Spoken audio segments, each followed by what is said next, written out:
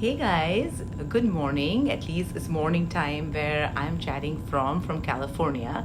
But good afternoon, good evening, depending on where you are joining me from in the world. Do go ahead and let me know in the comments below where you're from. I love to hear where you're from and anything else you want to share about yourself, such as why you're joining in today. But let me know where you're from. From sure, I love hearing that. Anyway, I'm Deepti Jain, for those of you who don't know me, and I'm a mom and an entrepreneur. And I typically go live every Wednesday at 10 a.m. PST. So if this is the first time you're joining me, hopefully you will continue to do so in the weeks to come. And go ahead and subscribe to get notifications for my upcoming Facebook lives, or better yet, message me, join my group by, if you're seeing this on my Facebook page, click on the visit group button above, and I have a group for mompreneurs supporting each other, where the idea is to build a really supportive community of all of us mompreneurs who I talk to mostly because that's what I am and that's what I really understand. And we try to help each other out. So if you haven't joined yet, please go ahead and join that group. And thank you so much for joining me. So today's topic is a very interesting one. It's about what to do if you're feeling like you have nothing to offer, like you don't have anything to say that you think anybody would want to hear, that you don't have any way in which you are going to be able to meaningfully contribute outside of your family unit, okay? If you are plagued by all those kinds of thoughts, you are most certainly not alone, okay? In fact, this is one of the most common things that apparently plague us mompreneurs, okay? This idea of a little bit of a lack of confidence, this idea that, like I said, you feel like you have nothing to offer, okay? So today's Facebook Live is all about what to do if you're feeling like that, and what exactly to do to get over that kind of a feeling, okay? So today's chat is more of a mindset chat, right? But as you know, if you've listened to me before, all of my discussions have some actionable items in there. So regardless of whether it's a very specific problem that we're talking about that day, where you can actually take action in terms of a specific thing, or how to do something, right? Like how to go live on using Facebook Live, for example, exactly what stuff to use. That's I do lives like that as well. Or whether it is something like today's, which is more of a mindset thing, how to gain more confidence and to get over that stumbling block of feeling like you've got nothing to offer, okay? Regardless of which of those, whether it's a mindset kind of thing or just a specific proactive problem that we're discussing, I always like to give very specific actionable items, specific steps to take to get over that situation or to handle that situation. And so I'm going to do that today as well, rest assured. And again, those of you who are jumping in right now, thank you so much for joining me. Today's talk is about what to do if you're feeling like you have nothing to offer. That little sneaky voice creeps in and says to you, hey, Deepti, in my case, what are you going to say that anybody is going to be interested in listening to? And when I say what are you going to say, I'm not even talking about what, like right now when I'm actually saying things on a live. I'm just saying in general, if you feel like, what business are you going to start that anybody's going to be interested in? What product are you going to offer that anybody's going to want to buy? What service are you going to offer that anybody's going to want to work with you for, right? Those thoughts are common to all people, common to all entrepreneurs, but they're especially common to mompreneurs or people who want to be mompreneurs. Maybe you've been a stay-at-home mom for the last several years or a decade or so, right? And now you're thinking, dude, I've been changing diapers, making lunches, doing pickups and drop-offs, cooking for the family for like years and years now.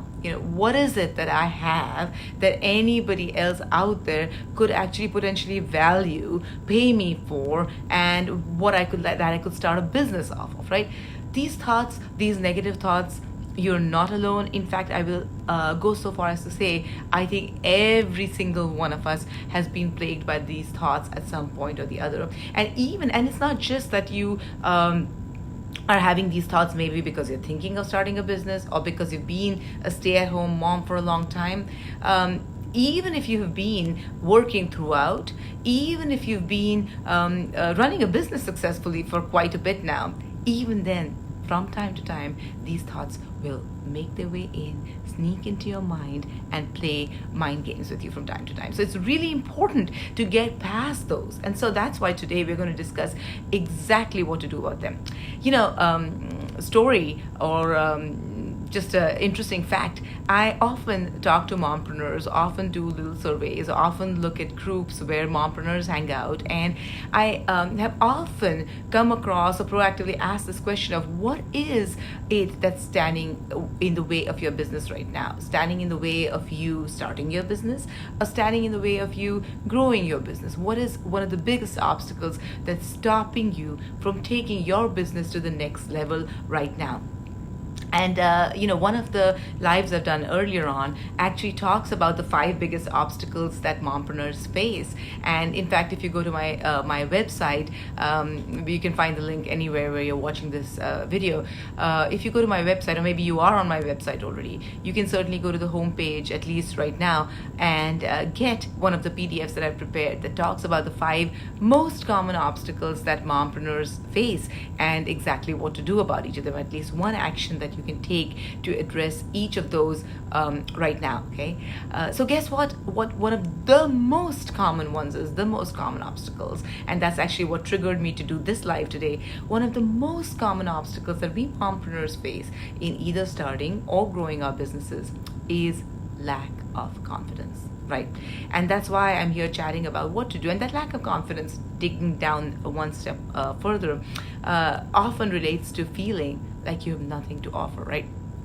And that makes sense because you're thinking, does anybody really want to hear about me planning out groceries for my family? Does anybody want to hear about me being stuck in the traffic for a long time and driving my kid to school and back, right? Does anybody want to hear about me trying to help my kids with their homework, or trying to go and meet a school teacher and say, hey, do this, that? So depending on or does anybody want to hear about me working with my kid to help them apply to college, right? So depending on what stage you're in as a mom, you might feel like after all these years of being enmeshed in these problems, you don't have anything left to offer, which could be marketable, which could be monetizable, and which people really would want as a product or as a service, right? So I'm here to tell you that's just not true. That is just not true. You have a ton of things left to offer. I'm not just going to tell you this vaguely, but I'm going to tell you 3 action items that you can do to help you figure out exactly what it is that you have to offer to get over this confidence barrier, or this lack of confidence that you're having right now. Okay, so 3 things that you can do right now. 3 things. Are you ready? Okay. The first thing to do, the very first thing to do, is to literally make a list of the things that you are good at. Okay, literally jot them down. Make a list of the things that you are good at. Okay, it might sound a little funny because you're sitting there and thinking, what do you mean make a list? I can't just sit down and make a list. You actually can sit down and make a list of the things that you're good at. And if you are one of those, so there are 3 ways. I love today's discussion. I think the number 3 is the magic number, okay? So I'm going to give you, within this first point of what to do, which is to make a list of the things that you're good at, I'm going to give you 3 ideas on how you can come up with those things that you're good at. Because sometimes, oops, I think I'm just kicking this table on which my phone is right now. So you might have seen a little earthquake-like movement. And yes, even though I'm in California, thankfully that was not an earthquake. That was just me kicking the little stand on which I have, or the table on which I have my phone pushed right now. But anyway, I digress. So coming back to the point, you're going to make a list of the things that you're good at, right? Now you're saying, Deepti, the whole point is I'm thinking I have nothing to offer. That's why I'm here listening to you. So what do you mean make a list of the things you're good at? Okay, so 3 things that you're going to do right there. You're going to sit down Gonna get a paper and pencil out, or you can get a computer and a notepad, open your computer if you want, or whatever you feel best about. For exercises like this, I personally am still a little bit old school. I love getting paper and pencil, okay? Not pencil, paper and pen, and sitting down and actually physically writing this stuff down. So sit down, okay? And here's what you're gonna do. First thing you're gonna do, you're gonna think back to your younger days.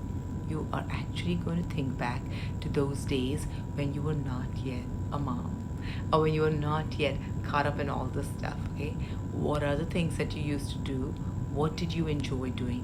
What were you spending most of your time with? What were you really confident about? Now that can be based on your education, if you're highly educated, or if you've gotten a college degree, or even if you finished high school. You think about what subjects you liked, what was your focus. If you've done a degree, what did you major in, right? So what was it that was kind of felt like your calling when you were younger, when you were full of your own dreams and aspirations, rather than more focused on your family, your kids, all that stuff, right? So think back to your younger days.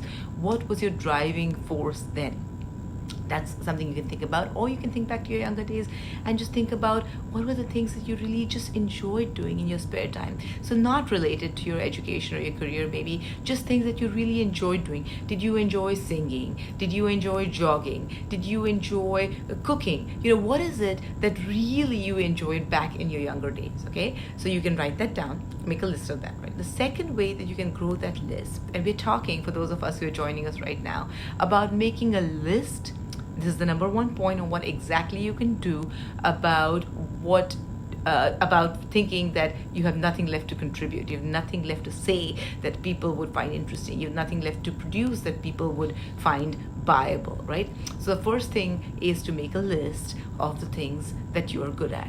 And the first part of that is to think back to your younger days and to jot down the things that really drove you at that point, the things that you really enjoyed doing, the things that you immersed yourself in that then, okay? Or if you've been doing a career, and if you're one of those who hasn't been stay at home, or that you had a fulfilling career before you had kids or in parallel, then of course write that down, right? So what is it that you do? What is it that you did back in your younger days, or what is it that you're doing now?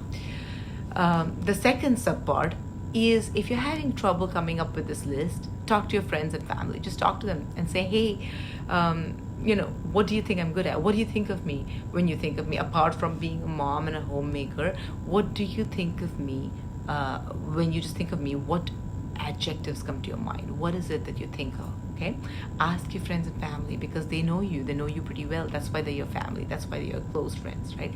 That's the second sub part.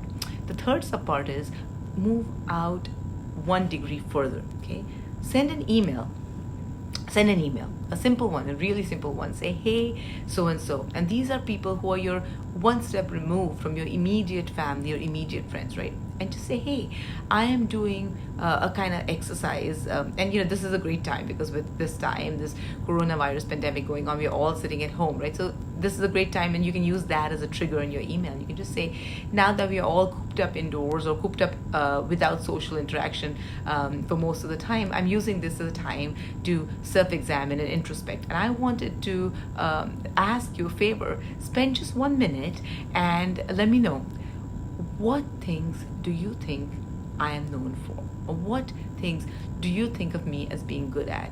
Okay, and say, don't spend too much time. I just want like a couple of words. What things do you think of me as being good at? Okay, and ask your slightly 1 degree removed, so not your immediate close friends and family, because that was step 2 in this little in sub step 2.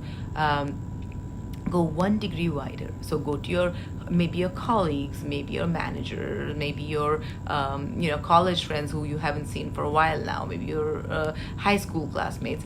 Just go 1 degree wider and ask them, what do you think I am known for?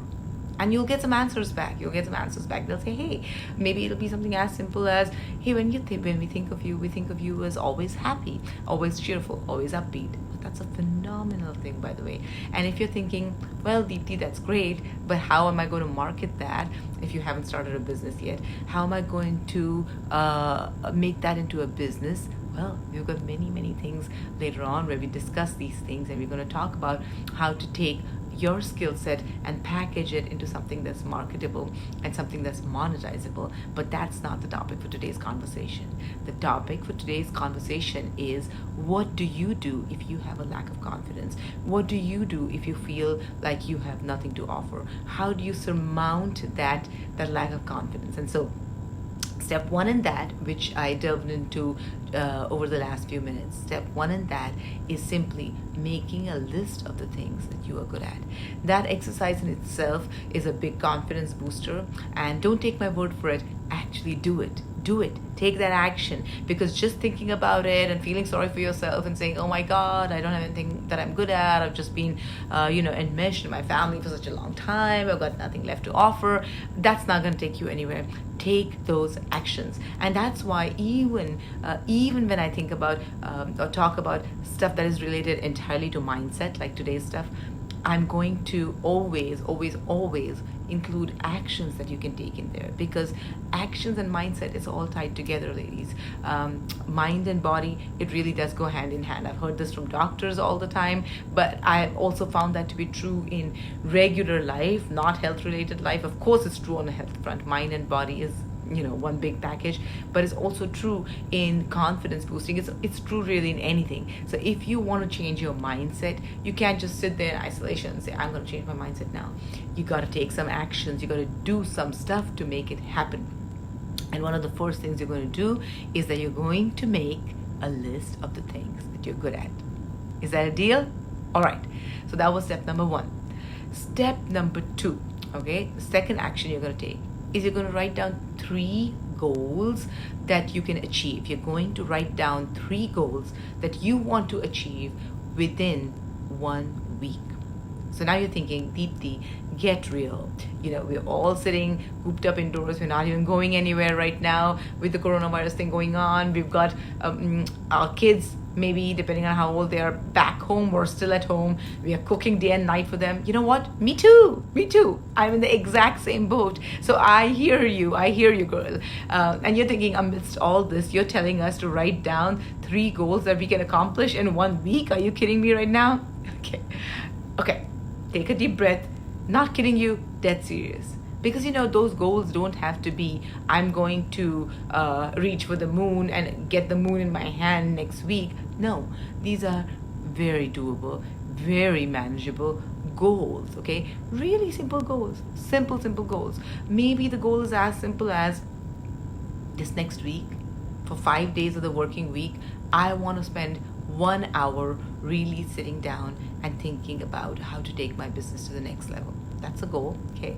It could be as simple as, this week, every day, I'm going to exercise for half an hour a day, because that's really important to your sense of well-being and your sense of confidence, okay? These are just examples I'm coming up with. These are not at all the goals that you should be setting for yourself, or maybe they are. These are just ideas, but think about these, take these ideas if you want, or come up with your own depending on where you are in your life right now, right?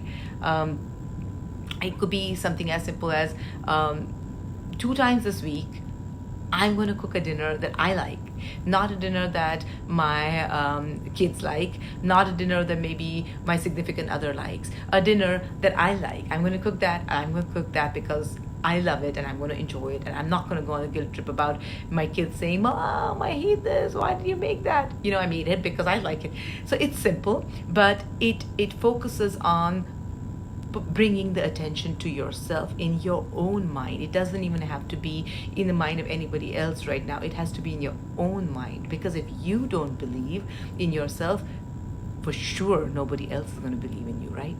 So remember that. If you don't believe in yourself, nobody else is. You have to start with that change that you want to see. You have to be the change that you want. And if you want people to think that you are there to add value, that you have something valuable to offer, you have to start believing it first, right?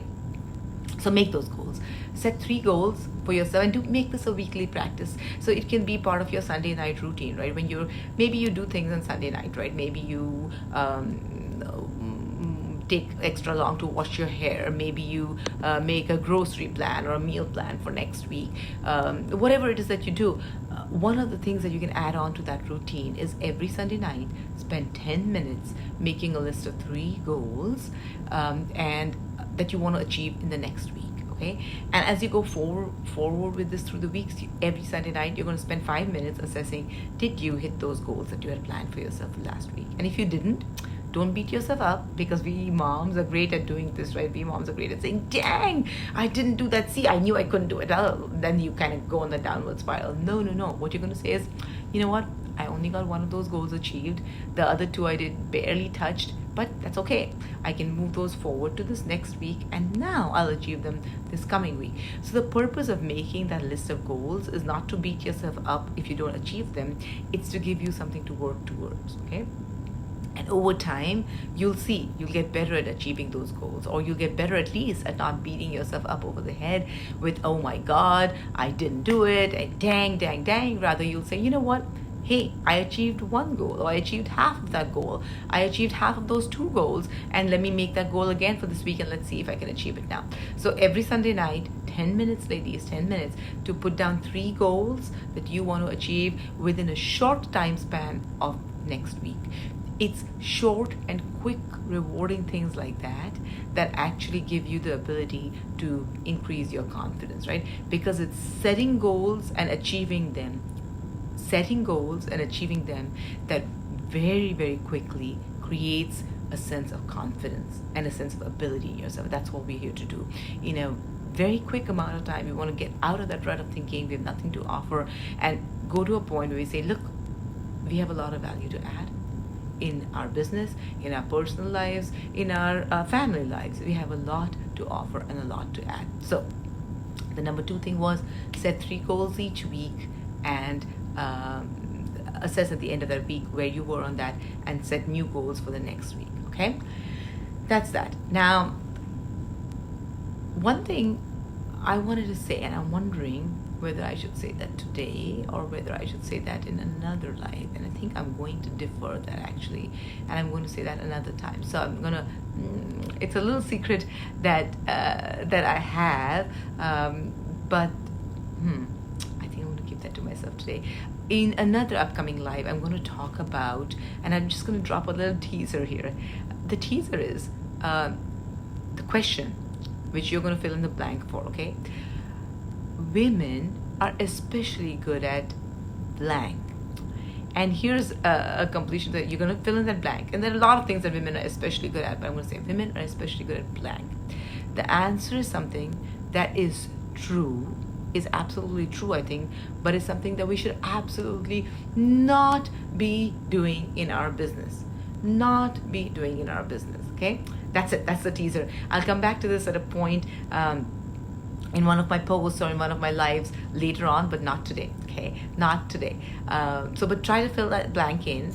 Women are especially good at blank. Fill it in with something that is true, but something that we do not want to use in our business at all, okay? All right. Moving on to point number 3. Point number 3, what exactly to do if you feel like you have nothing to offer, okay? This is point number 3 in what exactly to do if you feel like you have nothing to offer, okay? Reach out to and associate with like-minded people. Reach out to and associate with like-minded people. This is more important than you can imagine, ladies. It is more important than you can imagine, because often what happens to us moms or as mompreneurs is that we live in a little bit of a bubble. We live mostly in a world of our family where no surprises there, we're the only moms around. So we are not there with like-minded people. We are not surrounding ourselves with other moms or other mompreneurs, right? Even if we meet some other moms on a social basis, we may not be surrounding ourselves, and most of us don't surround ourselves with other mompreneurs, other women who are having the very same problems, believe it or not, that you're having, that I'm having. We're all having the same problems because we are all in the same boat. We're all mompreneurs. We're all trying to juggle our family life, our kids, our significant others, our homes, with our aspirations as entrepreneurs, as business owners, as business leaders. And there are a lot of problems that are very unique to us mompreneurs. And when we surround ourselves with like-minded people, with other mompreneurs who are having the same problems, who are finding solutions to them. We can get a lot of creative ideas from them. We can get a lot of inspiration from them. We can get a lot of encouragement from them. So one of the biggest confidence boosters, ladies, is to join and be surrounded by like-minded people. Okay, it's makes a world of difference when somebody else there says, I know exactly what you're going through. I know you're feeling like that. I was feeling like that too just a little while ago. And here, this is what I did to get over that. Or I know the problem that you're having with not knowing how to set up your website. Or I know that problem that you're having with not being able to create images that are beautiful looking. And you're wondering, where are all those people getting those beautiful images from that they're posting all the time on their Facebook or on their Instagram? Where are they doing that? Problems like that are concrete problems, or problems like we're discussing today. Oh my God, I feel like I have nothing of value to add because I feel like my brain has turned to a fuzz where all I'm thinking about is what's in the next meal. Oh my God, how do I get my kid to listen to me? Or if your kids are younger, oh my God, the diapers had to be changed. I'm staying up at night, not sleeping enough because I'm being woken up 4 times by my kid and I'm constantly feeding them and blah blah blah. So depending on where you are, what stage of mothering you're at, there are always things to worry about. There are always things that occupy your mind and make it seem like your brains are turning to fuzz and that you've got nothing to say or offer in terms of a service or a product that is going to be marketizable, monetizable, and valuable in the real world out there. Okay, could not be further from the truth. So surround yourself with like-minded women. One of those places where you can find like-minded women is a group that I've recently started, Mompreneurs Supporting Each Other. It's a Facebook group, Mompreneurs Supporting Each Other. So please join me, and you'll find a bunch of like-minded women there. I'm trying to grow that group rapidly and quickly so that we can actually get in there, have valuable discussions, and it's a protected environment because nobody there is going to come and say to you, how could you think that? Or, oh my God, I can't believe you're thinking that. We often get a bunch of that negative thinking and negative feedback unwittingly sometimes, even from our own families in real life, even from our own friends in real life, right? Because to our families, we are just, Deepti or mom or whatever, and especially for kids, right? My kids, they're amazing kids. They're truly amazing kids. I'm super proud of both of them, both my human kids, and I was talking about them right now, but also my dog, my golden retriever, my most pampered kid. But talking about human kids for right now, my 2 human kids are amazing. They're just amazing. I'm super proud of both of them. They're really, really great, turning out to be great human beings. That said, I'll tell you that despite being a really successful businesswoman and entrepreneur myself, oftentimes I'll think, these kids just see me, look at me, and think, I'm mom. I'm the person who gives them their meals, right? So the mom, I'm hungry, what's to eat next? Oh my God, there's nothing to eat in the house, blah, blah, blah, blah, right? And I hear that and I sometimes think, oh my God, to these kids, I'm nothing but mom, right? And that's how it's always going to be because of course they know how successful I am in my career as well, but still on a minute-to-minute, day-to-day basis, I'm just mom. And sometimes if that's all you're surrounded by, especially in today's world, right, where you're not getting that outside interaction, or in my world actually on a regular basis, because my working world is almost always online. I very rarely have in-person meetings anyway, regardless of what's going on in the world nowadays or not. And so in a situation like that, it's often easy to think, oh my God, do these people really value me? Do these people really think I have anything left to contribute? And the answer is a resounding yes. And like I said, the 3 ways in which you can find that out, 3 ways in which you can immediately boost your confidence. And quick summary, those 3 ways are: make a list of the things that you're good at. Okay, and we went over 3 ways in which you can do that, but make a list of the things that you're good at. 2, set 3 goals each week, and at the end of the week, assess whether you achieved them and set 3 more new goals for next week. So the 3 goals, that's number 2. And point number 3, reach out to and surround yourself with like-minded people. And mompreneurs, please, an easy way to do that if you haven't done this yet is join me in my group, Mompreneurs Supporting Each Other. It's a great place to start surrounding yourself with like-minded people. All right. I think that's all that I have to say for today. But next week, next Wednesday, 10 a.m. PST, join me again for my next live. And we'll have a lot of fun like we always do. Until then, bye bye.